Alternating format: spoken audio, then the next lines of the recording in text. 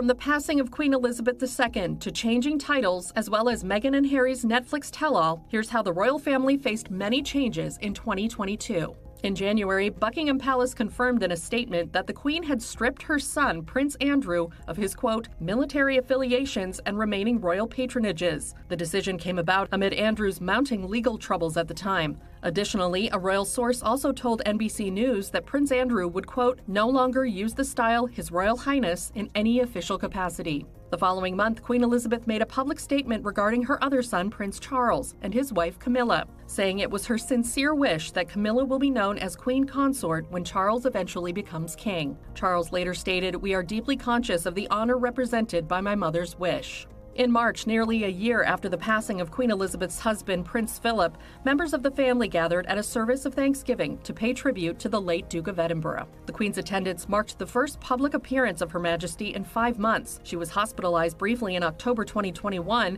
and was diagnosed with COVID-19 in February. Prince Harry and Meghan Markle returned in April for the Invictus Games and met with Harry's grandmother during that time. It marked the couple's first joint trip since moving to Southern California. As for Harry's brother, Prince William, he and his wife Kate Middleton had a Hollywood experience of their own when they attended the Top Gun Maverick premiere in London. June saw several events honoring the Queen's Platinum Jubilee, and Prince Louis stole the show at the Trooping the Color Parade with his total mood grumpy face. A month later, older brother Prince George made his Wimbledon debut with Mom and Dad. At the end of summer, it was announced that Louis, George, and their sister Princess Charlotte would be attending a new school after their families moved from London to Windsor. But the most seismic shift in the royal family, as we know, occurred in September. On the 8th, Buckingham Palace shared in a statement that doctors were concerned for the monarch's health and, quote, recommended she remain under medical supervision. Members of the family began to gather at the Queen's Balmoral estate, including Prince Harry, who was already in the UK with Meghan Markle to attend the Wellchild Awards. Then, later that same day, Queen Elizabeth II died at the age of 96. In accordance with British rule, Prince Charles became king just moments after Buckingham Palace made the announcement of her passing. On September 9th, King Charles III revealed in a statement to citizens that he was passing on the titles he previously held for so long. As my heir, William, today I am proud to create him Prince of Wales, Tywysog Cymru, the country whose title I've been so greatly privileged to bear during so much of my life and duty. With Catherine beside him, our new Prince and Princess of Wales will, I know, continue to inspire and lead our national conversations, helping to bring the marginal to the centre ground, where vital help can be given.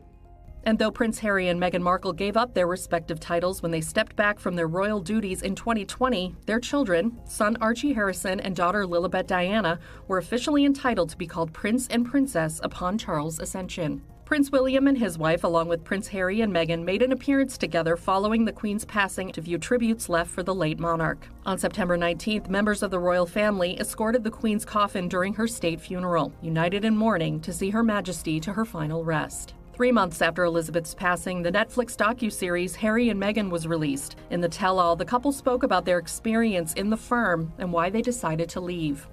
And she burst into floods of tears because within 4 hours they were happy to lie to protect my brother.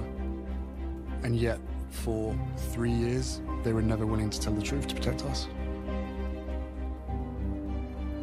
Suddenly, what clicked in my head was, it's never going to stop. Every rumor, every negative thing, every lie, everything that I knew wasn't true and that the palace knew wasn't true and internally they knew wasn't true, that was just being allowed to fester. So there was no other option at this point. I said, we need to get out of here. The pair received both backlash and support after the series' release. As for the royals' take, a title card at the beginning of the first episode reads, "Members of the royal family declined to comment on the content within this series." However, a senior royal source told NBC News December 8th that neither Buckingham Palace, Kensington Palace, nor any members of the royal family were approached for comment on the content of the series. But a Netflix source told E! News that communication offices for King Charles III and Prince William were contacted ahead of the docuseries release and were given a chance to reply to the claims presented.